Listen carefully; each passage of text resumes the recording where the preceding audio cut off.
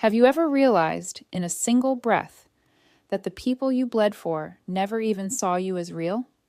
That moment hit me like a slow, silent collapse, the kind of pain that doesn't scream, but settles into your bones and stays. It wasn't when my father gave my sister the company I had saved. It wasn't even when he slid $100 bill across the table like I was a waitress he'd tipped. It was when I looked into his eyes, hoping, still stupidly hoping, for recognition, and saw nothing but indifference. That was the moment everything inside me shattered. Not loudly, not dramatically, but completely. This isn't just a story. It's the moment my life changed forever. And if you've ever been the silent one at the table, the one who built in the shadows, while others posed in the spotlight, then I want you here. Subscribe. Leave a comment with where you're watching from. And if you've ever carried your pain in silence, this journey is yours too.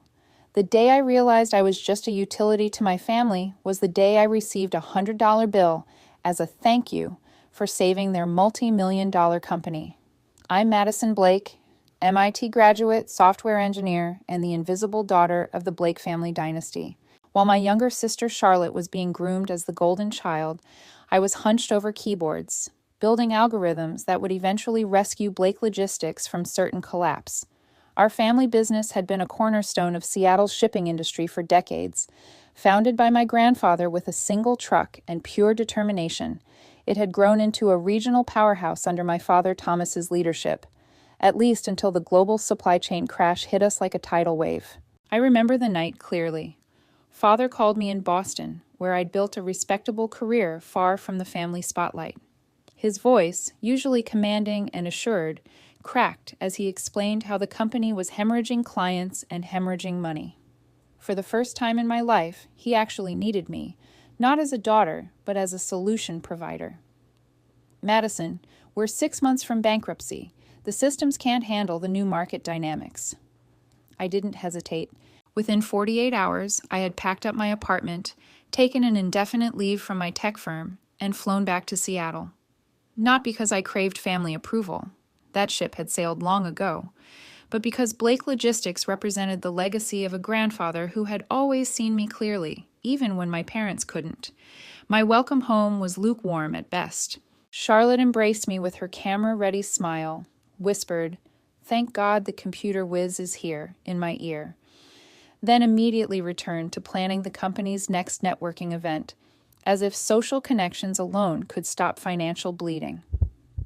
My father showed me to a small office adjacent to the IT department, not to the executive floor where decisions were made. "Make yourself at home," he said, surveying the dusty desk and outdated computer.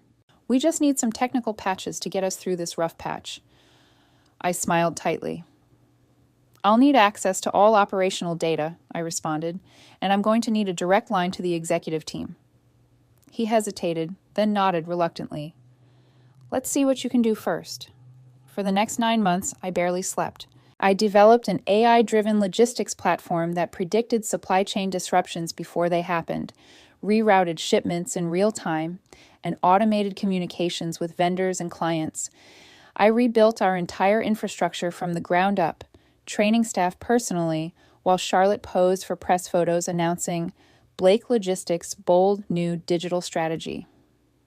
The company didn't just survive, it thrived. Our recovery made industry headlines.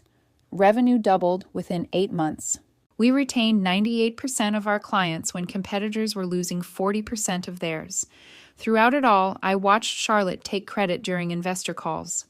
I sat silent in board meetings as my father proudly referenced our remarkable turnaround without mentioning my name. I told myself it didn't matter, that the work itself was the reward. But deep down, in the quiet moments between coding sessions, when exhaustion threatened to break me, I wondered, would they ever see me? Not as the family tech support, but as the architect of their salvation? The answer, as it turned out, was waiting for me at the annual family dinner. An answer that would shatter any remaining illusions I had about my place in the Blake family narrative. Have you ever wondered how it feels to save something precious, only to be treated as though you were merely a bystander to the rescue? the chandelier in our Portland Estates dining room has always cast the most flattering light on everything beneath it, everything except the truth. That Friday evening, I arrived last to dinner, still wearing the simple navy dress I'd worn to work, my laptop bag slung over my shoulder. Everyone else had changed. Charlotte glittered in designer silk, her hair freshly styled. My father stood tall in his bespoke suit, swirling whiskey in a crystal tumbler. Even our longtime family friends, the Westbrooks and the Chens, had dressed for what was apparently a celebration. "Finally," my father announced as I slipped into my seat. "We can begin." The housekeepers served the first course, my father's favorite lobster bisque, while conversation flowed around me. I hadn't slept in 36 hours, having worked through the night to finalize the new automated tracking system that would further revolutionize our operations. The success metrics were extraordinary. I had planned to share them tonight, perhaps finally receiving acknowledgement for what I'd accomplished. "I've gathered you all here," my father began, tapping his spoon against his glass, "because I have an important announcement about the future of Blake Logistics." I straightened in my chair, tried to smooth down my rumpled sleeve. This was it. After 9 months of round-the-clock work and demonstrable success, perhaps my contributions would finally be recognized. Perhaps I would be invited to join the executive team permanently, to continue the work that had saved the company. "As you know," he continued, "we've experienced remarkable growth this past year. Our digital transformation has positioned us at the forefront of the industry." He didn't look at me, not once. "It's time to secure our legacy for the next generation," he declared, "and I'm proud to announce that Charlotte will be stepping into the role of CEO at the end of this quarter." The room erupted in applause. Charlotte feigned surprise, placing a manicured hand over her heart. "Daddy, I'm speechless," she said, though the words sounded rehearsed. I sat frozen, my spoon suspended halfway to my mouth. Shock stole my breath, my words, my ability to process what was happening. I carefully set the spoon back in my bisque, watching ripples spread across its surface.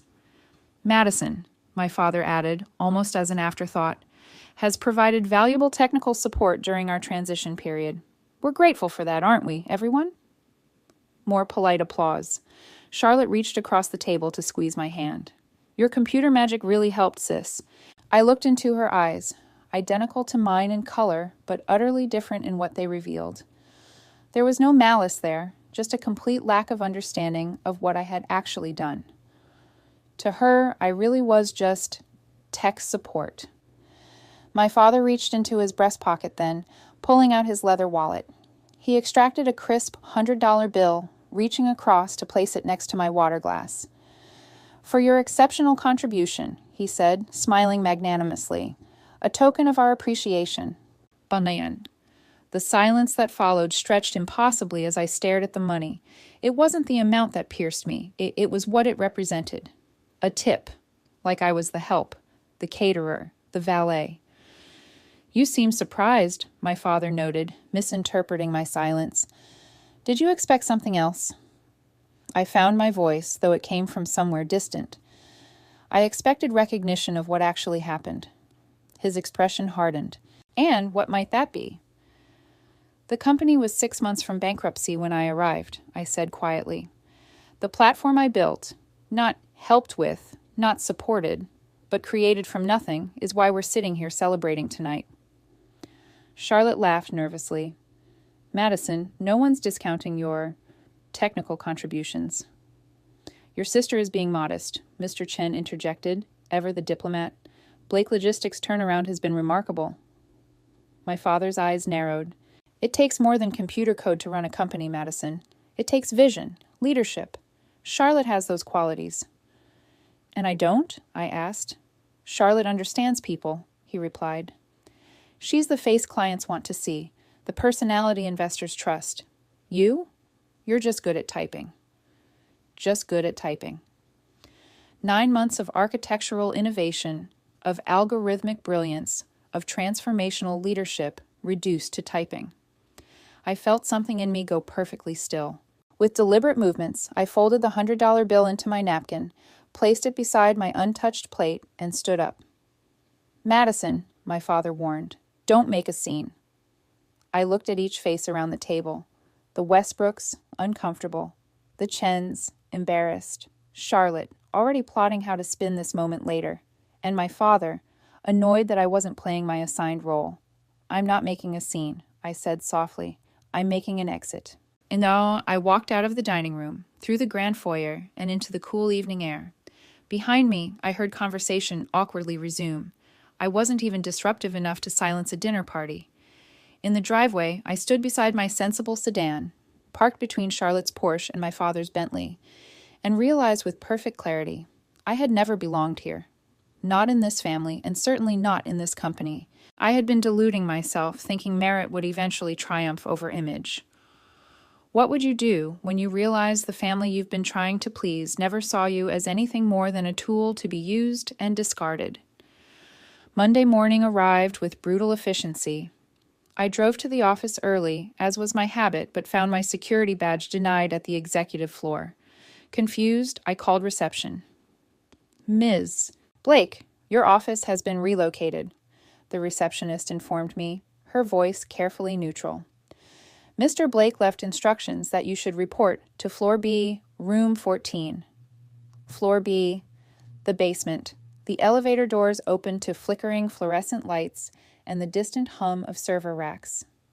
Room 14 turned out to be more closet than office, with a metal desk crammed against cinder block walls. A dinosaur of a computer sat atop it, alongside a phone with a sticky note. IT support, ext 404. I laughed, a short, sharp sound that echoed in the small space. Extension 404. Error not found. How fitting. I set my laptop bag on the desk and powered up my personal device instead of the ancient desktop. 10 minutes later, my phone lit up with a message from Mira, our lead data analyst. They're moving Charlotte into your office now. New nameplate already on the door. I didn't respond. What was there to say? By noon, rumors had spread throughout the company. Madison Blake, demoted. Charlotte Blake, ascending. A company-wide email announced Charlotte as CEO in training, with immediate effect. I sat in my basement exile, fielding calls from confused employees who couldn't log into their email accounts or needed password resets. The AI platform I'd built continued to run flawlessly overhead, requiring minimal maintenance, a testament to my architectural foresight.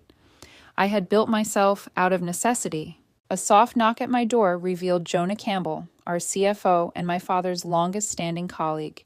He closed the door behind him, looking distinctly uncomfortable. "This isn't right," he said without preamble. I shrugged. "It's his company." "It's the family company," Jonah corrected.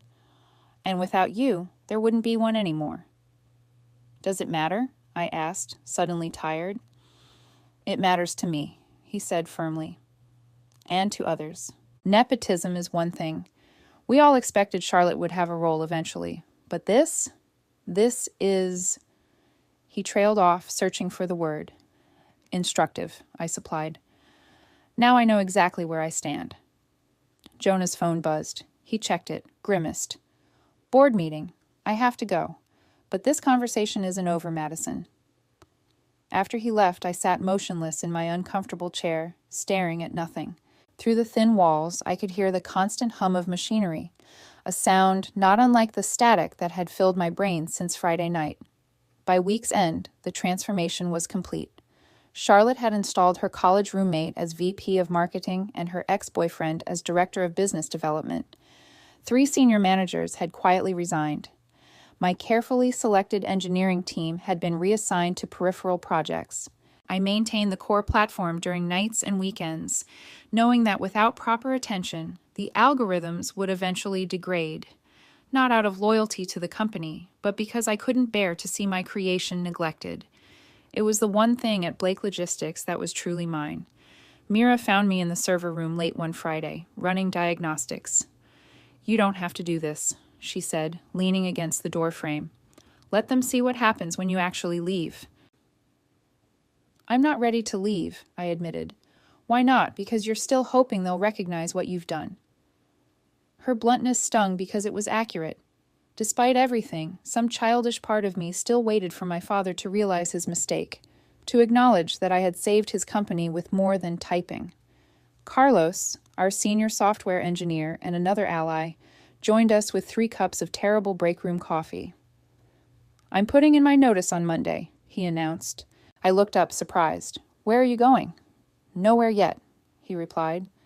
"But Charlotte's boyfriend just told me my team needs to pivot to support more visual client experiences, whatever that means. He wants to replace the back-end optimization with animated graphics on the client portal," Mira translated. We laughed, the hollow laughter of professionals watching expertise disregarded in favor of flash. But beneath the humor, I recognized something important. I wasn't alone in this exile. I had allies, people who saw value in skill, in substance, in actual results. That night, for the first time since the dinner, I allowed myself to cry. Not from anger, though that simmered beneath the surface. Not from humiliation, though that lingered too. I cried from recognition, the long-deferred acknowledgement that I had never been, would never be, family to the Blakes. I was a utility, a function, a means to an end. As the tears subsided, something shifted within me. The last fragile thread of need, the need for paternal approval, for familial belonging, finally snapped clean. In its place, a new emotion emerged, cool and clarifying: determination. I pulled out my laptop and began to code. Not patches or maintenance updates, but something new. Something that had been forming in my mind for months, but that I'd been too loyal to pursue. By dawn, the framework for Astronova systems existed. A more advanced, more elegant evolution of what I'd created for Blake Logistics. My vision, uncompromised by family politics. My creation, belonging only to me. I called Jonah first, then Mira, then Carlos. We met for breakfast at a small cafe far from the office. "I'm starting something new," I told them, pushing my prototype designs across the table, "and I want you with me." They didn't hesitate, not one of them. A week later, we all submitted our resignations on the same day. My father called me to his office for the first time in months. "What is the meaning of this?" he demanded, waving our resignation letters. "It's called attrition," I replied calmly. "It happens when leadership fails." His face reddened. "You're encouraging a mass exodus." "I'm exercising my right to seek employment elsewhere," I corrected, "as are Jonah, Mira, and Carlos." "Where are you going?" he asked, suspicious. I smiled, the first genuine smile I'd directed at him in years. "To build something better." I left his office feeling lighter than I had in months. The weight of seeking approval from someone who would never give it had finally lifted from my shoulders. That evening, I sat on my apartment balcony, watching Seattle's skyline shimmer against the darkening sky. My phone buzzed with a text from Charlotte. "Daddy says you're leaving. Don't be dramatic, sis. We can find you a better office." I didn't respond. There was nothing left to say to any of them. Instead, I opened my laptop and continued building my future. A future defined not by the Blake legacy, but by my own vision. For the first time in my life, I wasn't fighting for a place at someone else's table. I was building my own. Oh. Have you ever reached that moment when you finally understand that the approval you've been seeking isn't worth having, and the only validation that matters is the one you give yourself? 4 months after walking away from Blake Logistics, I stood in the gleaming headquarters of Astronova Systems, watching our logo, a stylized star emerging from algorithmic patterns, being installed on the reception wall. Our team had grown from the original 4 to 23, each person selected not for their connections or their family name, but for their brilliance, their innovation, their hunger to build something extraordinary. "Ms. Blake?" My assistant appeared at my elbow. "Transcontinental Shipping is here for the demo." I smoothed down my simple charcoal dress, no designer labels, just clean lines and quiet confidence, and made my way to the conference room. Jonah was already there, reviewing figures with Mira, while Carlos made final adjustments to our presentation. Transcontinental Shipping wasn't just any potential client. They were Blake Logistics' largest competitor and had been for decades. My father had spent years trying to poach their accounts, always falling short due to their superior international network. Now they were here, in my conference room, because they'd heard rumors about an AI platform that was redefining logistics management. I entered with a smile, extending my hand to their CEO, Margaret Winters, a formidable woman who had built her company from scratch, much like my grandfather had. Madison Blake, she said, studying me with sharp eyes. Thomas Blake's daughter.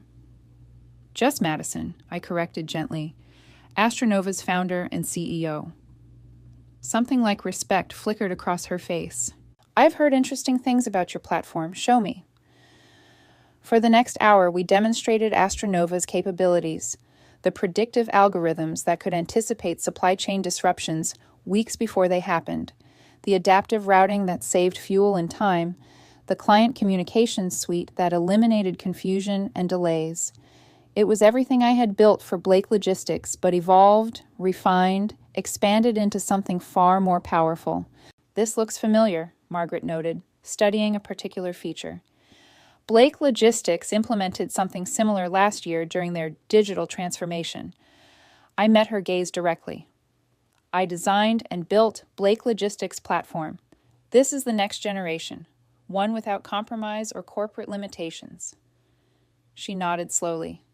And now you're offering it to their biggest competitor. That's quite a statement, Ms. Blake. It's not about making statements, I replied. It's about building the best possible solution for partners who recognize its value. After they left, promising a decision within the week, Jonah clapped a hand on my shoulder. They're going to sign. You saw Margaret's face when you showed her the predictive analytics module. I nodded, allowing myself a moment of quiet pride. If they sign, everything changes. 3 days later, Transcontinental Shipping didn't just sign with us. They invested. A $60 million deal that included exclusive rights to our platform for 6 months before we could offer it to other major players in the industry. The news hit the logistics world like a thunderclap. Industry publications that had never heard of me suddenly wanted interviews. Tech blogs were analyzing our approach. Investment firms were calling, asking about our growth strategy, and Blake Logistics was bleeding clients. Not just any clients, the cornerstone accounts that had sustained them through previous market fluctuations. Companies that had been with them since my grandfather's time were now calling Transcontinental Shipping, attracted by the efficiency gains our platform provided. I didn't orchestrate this exodus. I didn't have to. Market forces did the work for me. Charlotte called in a panic 3 weeks after the Transcontinental deal made headlines. I let it go to voicemail. Madison, this is insane, her message began, her voice tight with strain. What are you trying to prove? Call me back. We need to talk about what you're doing to the family company. I deleted the message and returned to reviewing applications for our expanding engineering team. The following month, Tech Innovators magazine named me to their Disruptors to Watch list, with a feature that described me as the silent genius behind Blake Logistics' brief renaissance, now emerging from the shadows with her own venture. The article mentioned that I had single-handedly saved my family's company before starting Astronova, and speculated about the dramatic split. I hadn't provided those details. I didn't need to. People talk, especially when an empire begins to crumble. The Tech Innovators Gala in San Francisco marked my first public appearance since the article. I chose a simple black gown, architectural in its simplicity, like my code, and minimal jewelry. I wanted to be remembered for my words, not my accessories. When they called my name as Emerging Disruptor of the Year, the ballroom erupted in applause. As I made my way to the stage, I caught sight of them at a distant table, my father and Charlotte unsmiling, watching. They hadn't been invited as honored guests this year. They had purchased tickets, relegated to the general attendees section. At the podium, beneath the bright lights, I felt surprisingly calm. Thank you for this recognition, I began. Innovation often emerges from constraint. Sometimes the greatest disruptions happen when someone is finally free to pursue excellence without compromise. My gaze found my father's across the room. Our eyes locked for a brief moment before he looked away first. Astronova exists because I believe technology should serve people, not corporate egos. Because I believe merit should matter more than name. Because I believe in building futures, not preserving outdated hierarchies. The applause was deafening. Afterward, tech CEOs and investors surrounded me, eager to connect, to partner, to be associated with what Astronova represented. In the midst of it all, I caught glimpses of my father and sister slipping out early, their presence already forgotten by a room celebrating the new guard. That night, back in my hotel room, I stood at the window overlooking San Francisco Bay, award in hand. This wasn't the validation I had once desperately sought from my family. It was something far more valuable, recognition based purely on the merit of what I had built. My phone buzzed with a text from Mira. Bloomberg just reported Blake Logistics is laying off 30% of their staff. Charlotte blamed market disruptions. Your father refused to comment. I set the phone down without responding. Their struggles weren't my concern anymore. I had a company to build, a vision to realize, a future to shape. Yet something lingered, not regret exactly, but awareness. The awareness that in freeing myself, I had also triggered the collapse of my grandfather's legacy, the awareness that revenge, even when unintentional, carries its own weight. Would you have walked away completely, or would some part of you still feel the pull of family ties, even after such betrayal? 6 months after the Tech Innovators Gala, Astronova had tripled in size. We'd taken over 2 more floors in our building and expanded into international markets. Our platform now managed logistics operations across 3 continents, with clients ranging from Fortune 500 companies to innovative startups disrupting traditional supply chains. I had just concluded a successful investor call when my assistant knocked on my office door. Madison, there are visitors for you. They don't have an appointment. Something in her tone made me look up. Who are they? She hesitated. Your father and sister. The familiar tightness returned to my chest, a Pavlovian response to the mention of family. I took a deliberate breath. Send them in. They entered like strangers, tentative and uncomfortable in spaces not designed to accommodate their egos. Charlotte looked thinner, the polish of her designer outfit unable to conceal the shadows beneath her eyes. My father had aged visibly, his hair grayer, his posture less commanding. Madison, he began, his voice oddly subdued. You're looking well. Thank you, I replied, remaining seated behind my desk. What can I do for you? Charlotte glanced around my office, minimalist and functional, with wall screens displaying real-time data flows and client metrics. So different from the oak-paneled, portrait-lined executive suite at Blake Logistics. We'd like to talk, she said, about the future. I gestured to the chairs opposite my desk. Please sit. They settled awkwardly, unused to being visitors in someone else's domain. My father cleared his throat. I'll be direct, he said. Blake Logistics is in trouble. I'm aware, I replied. Industry analysis wasn't gossip, it was business intelligence. We've lost significant market share, he continued. Our platform, the one you built, is struggling without proper maintenance, without you. I remained silent, waiting. We'd like to propose a merger, Charlotte interjected. Blake Logistics and Astronova, a family reunion of sorts. I raised an eyebrow. A merger typically implies equal footing. Based on current market valuations, Blake Logistics would be a minor acquisition for us, not a merger partner. My father flinched at the assessment, but pressed on. We're proposing a shared leadership model. Charlotte would manage client relationships and public-facing operations. You would oversee technology and systems integration. Together, we could rebuild what's been lost. The irony was almost painful.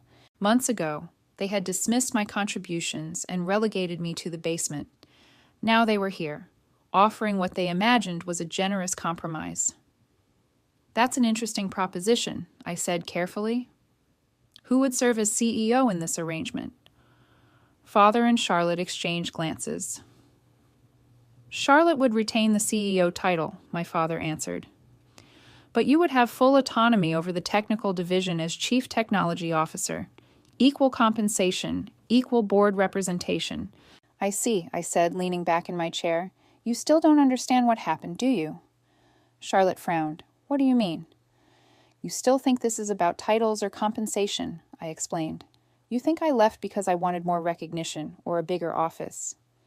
Wasn't it? My father asked, genuinely confused. A small, sad laugh escaped me. No.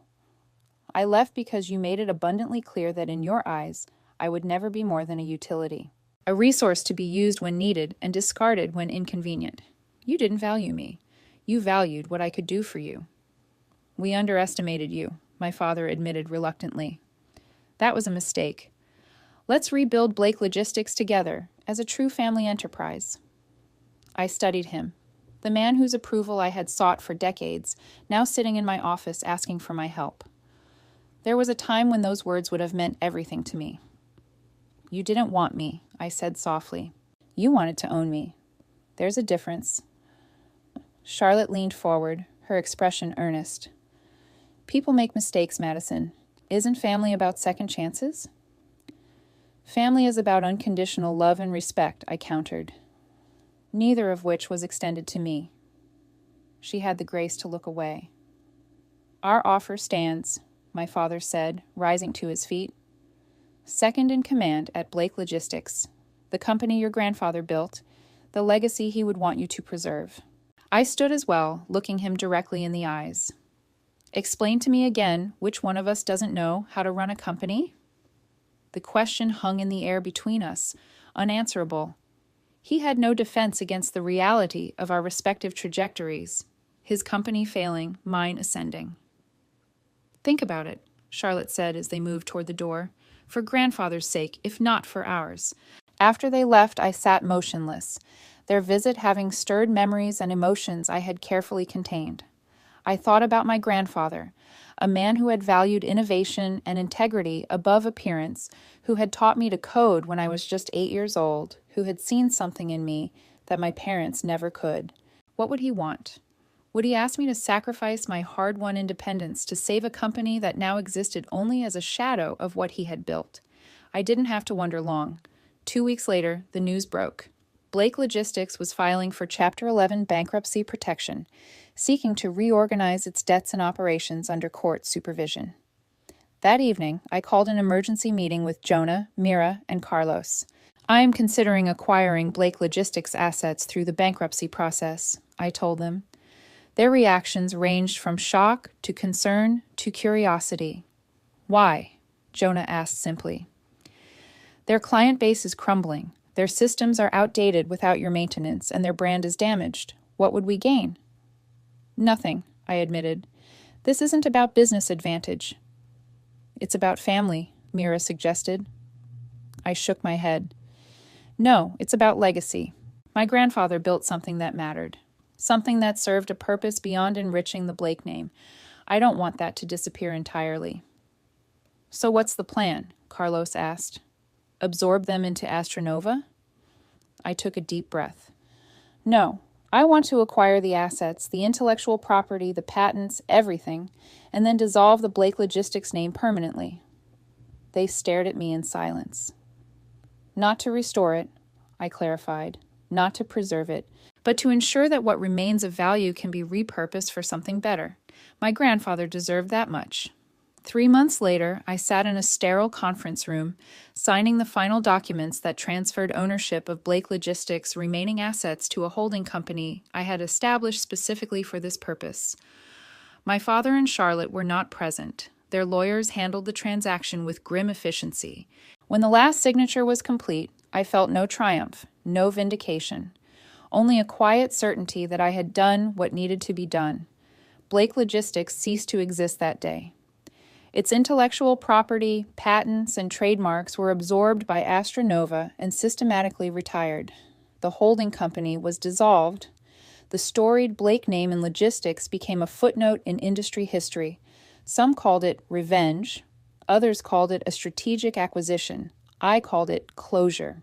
In the silence of my office that night, I opened a small box I kept in my desk drawer, a collection of mementos from my grandfather, his first business card, a handwritten note congratulating me on my MIT acceptance, a simple pocket watch he'd carried for 40 years.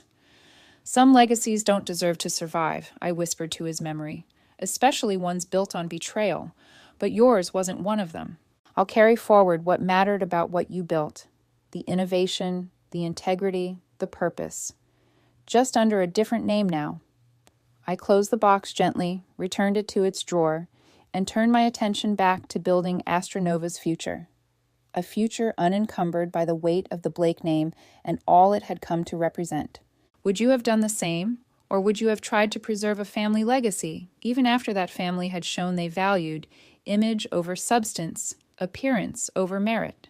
On a crisp autumn morning, 1 year after Blake Logistics' dissolution, I received a thick cream envelope in my personal mail. Inside was an invitation to the annual Blake Family Gala, an event that had survived even the company's demise, now hosted by a consortium of family friends and business associates. I nearly discarded it until I noticed the handwritten note at the bottom. Madison, the community misses your grandfather's influence. Please consider attending. Margaret Winters, Transcontinental Shipping. Margaret had become something of a mentor to me over the past year. Her insight and experience had helped guide Astronova's expansion, and her friendship had offered perspective I'd previously lacked. If she was asking, there was likely a reason. The gala had always been my least favorite family obligation, an evening of performative philanthropy where actual good works took a back seat to photo opportunities and networking. Charlotte had always shined there. I had always hidden in corners, counting minutes until escape was permissible. Now I would be returning not as Thomas Blake's awkward technical daughter, but as Madison Blake, CEO of Astronova Systems, named Innovator of the Year by 3 separate industry publications. The thought prompted not anxiety, but a calm sort of curiosity. What would it feel like to enter those familiar spaces as someone entirely new? I chose an outfit that reflected my evolution. A tailored suit in midnight blue with architectural lines, confident but not flashy, professional yet distinctly me. When my car arrived at the venerable Seattle Art Museum where the gala was being held, I felt oddly serene. The security guard checked my invitation, then looked up with recognition. Ms. Blake of Astronova? Yes, I replied simply. Welcome, he said with genuine warmth. Ms. Winters mentioned you might be attending. Inside, the grand hall glittered with the same opulence as always. Crystal chandeliers, champagne fountains, ice sculptures slowly melting into art pieces of their own. But the energy was different. New faces dominated where old money had once reigned supreme. Tech entrepreneurs mingling with traditional business leaders. Conversations centered on innovation rather than inheritance. Margaret found me near the entrance. You came, she said, pleased. Good. There are people you should meet. She guided me through the crowd, introducing me to potential partners, innovative thinkers, philanthropists, interested in applying technology to global challenges. No one mentioned Blake Logistics. No one treated me as an extension of my father. I was evaluated solely on the strength of my ideas and the success of my company. It was halfway through the evening when I finally saw them, my father and Charlotte, standing at the periphery of a conversation circle rather than at its center. They were dressed as impeccably as ever, but something fundamental had shifted. They were no longer the gravitational center around which the room orbited. Charlotte spotted me first. She froze momentarily, then leaned to whisper something to our father. He turned, his eyes finding mine across the crowded room. For a moment, neither of us moved. Then, surprising myself, I crossed the distance between us. Madison, my father acknowledged, his voice carrying less command than I remembered. Father, I replied. Charlotte, you both look well. An awkward silence stretched between us, filled with unspoken recriminations and regrets. Your company continues to thrive, my father finally said. The news coverage has been impressive. Thank you, I said simply. Charlotte fidgeted with her champagne flute. We saw your profile in Business Insider last month. The cover was striking. You've come a long way, my father added, something unidentifiable flickering across his features. Was it pride, regret, perhaps both? I've built something that matters, I replied, something based on merit rather than name. Another silence descended. In the background, a string quartet played a piece my grandfather had always loved. "Madison," my father began, his voice lower, less certain. "I received news last week.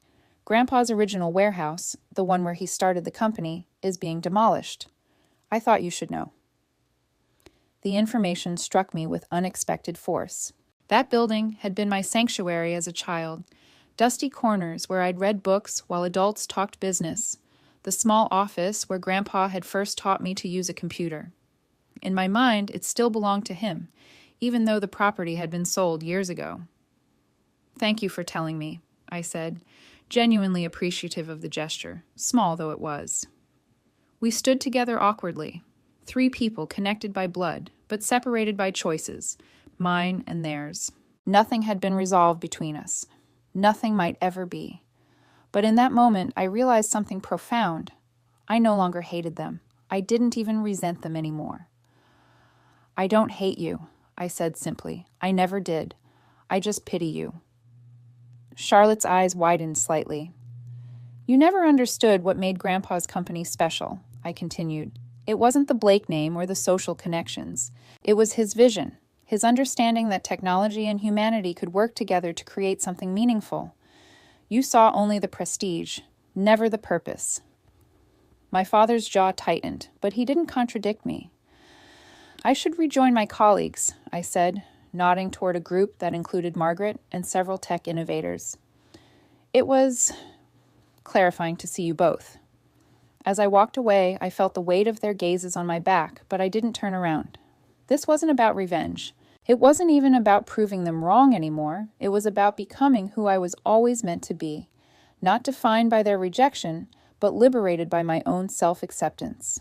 The rest of the evening passed in engaging conversations about technological possibilities and market transformations. I left the gala feeling lighter than I had in years. Have you ever realized that sometimes the greatest freedom comes not from changing others, but from changing how their actions affect you? Spring came early to Seattle that year. Cherry blossoms transformed the city while new possibilities blossomed in Astronova's expanding universe. I stood by the window of my downtown apartment, watching the sunrise paint the skyline in shades of promise. On my coffee table sat a handwritten letter that had arrived yesterday, postmarked from Portland, my father's distinctive handwriting on the envelope. I'd opened it with steady hands, no longer afraid of what his words might trigger in me. "Madison, I don't expect forgiveness. I don't even expect you to finish reading this letter, but I hope you will, if only to understand one thing. I was wrong. When your grandfather built Blake Logistics, he saw something I never fully grasped. That true innovation comes from seeing possibilities others miss. He saw that in you from the beginning. I was too blinded by traditional notions of leadership to recognize what was right in front of me. I don't expect forgiveness. I just hope someday you'll understand that my failure wasn't in favoring Charlotte. It was in failing to see you." "Dad," I folded the letter and returned it to its envelope, neither angry nor vindicated, simply at peace. With deliberate movements, I struck a match and held it to the corner of the envelope, watching as flames consumed his words. Not out of vengeance, but release. The ashes fell into a small ceramic dish, joining other burned bridges, other completed chapters. The fire alarm remained silent, sensing perhaps that this controlled burn was necessary for growth. My phone chimed with a reminder. The former Blake Family Gala had been transformed into the Seattle Innovation Summit, with Astronova as a lead sponsor. The event that had once been a showcase for family status was now focused on celebrating technological solutions to human problems, exactly what my grandfather would have wanted. I dressed with care, a simple blue dress, my grandfather's watch on my wrist, my hair loose around my shoulders. No armor needed anymore. At the summit, I moved confidently through crowds that now looked to me not as Thomas Blake's awkward daughter, but as a visionary in my own right. Margaret joined me at the podium when it was time for my keynote address. "Ready?" she whispered. I nodded, scanning the audience.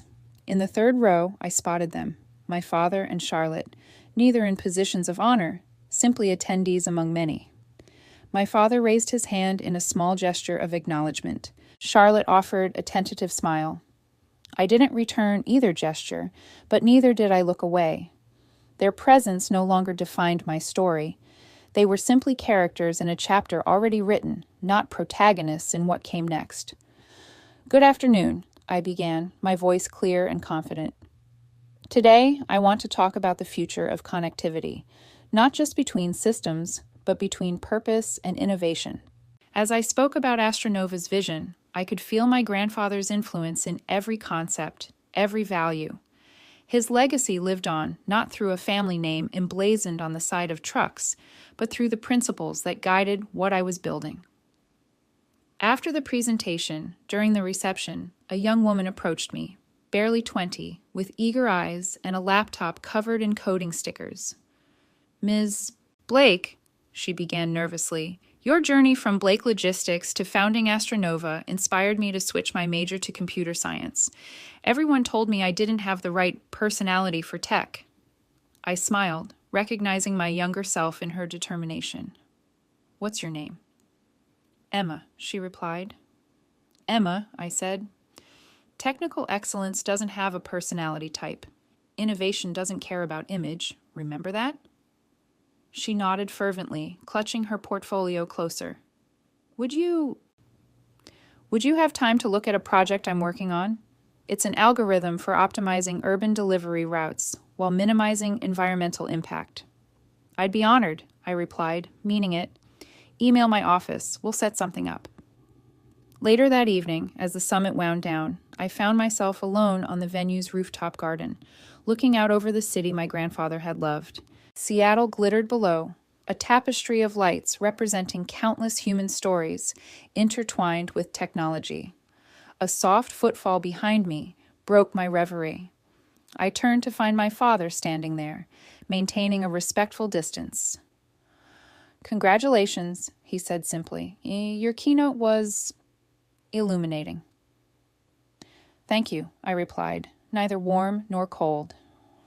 "I got your message," he continued. "About the letter." I said nothing. The ashes spoke for themselves. "I understand," he said after a moment. "Some bridges can't be rebuilt." "It's not about the bridges," I clarified. "It's about recognizing which ones are worth the effort." He nodded slowly. "Your grandfather would be proud, not just of what you've built, but of who you've become in spite of everything." For the first time in years, I fully believed he meant those words. "I know," I said softly. We stood in silence for a moment, the city humming below us, the stars emerging above, not reconciled, not healed, but perhaps finally honest. "Goodbye, Dad," I said. The formal father finally retired, along with other remnants of our past relationship. I walked past him, back toward the summit where the future was unfolding. My future, shaped by my hands and heart, guided by values that transcended the Blake name while honoring what had been best about my grandfather's legacy. This wasn't about revenge. It had never really been about revenge. It was about becoming who I was always meant to be, the architect of my own story, the builder of my own legacy, the author of my own redemption. In the elevator descending back to the main floor, I caught my reflection in the polished doors. A woman standing tall, eyes clear, spirit unbroken. No longer defined by rejection, but refined by resilience. The doors opened, and I stepped forward into a future entirely my own. What parts of your family legacy would you preserve, and which would you leave behind? Sometimes the greatest act of honoring your heritage isn't preserving its name, but embodying its best qualities as you build something new. Some wounds don't bleed, they awaken you. I didn't do this for revenge. I did it to reclaim myself. And if you've ever sat in silence while someone else took credit for your fire, know this: you are not alone. Drop a comment and tell me how this story hit you. Where in the world are you watching from? I read everyone. And if you believe some stories deserve to be told all the way through, hit subscribe. Because the next chapter, it just might be the one you need.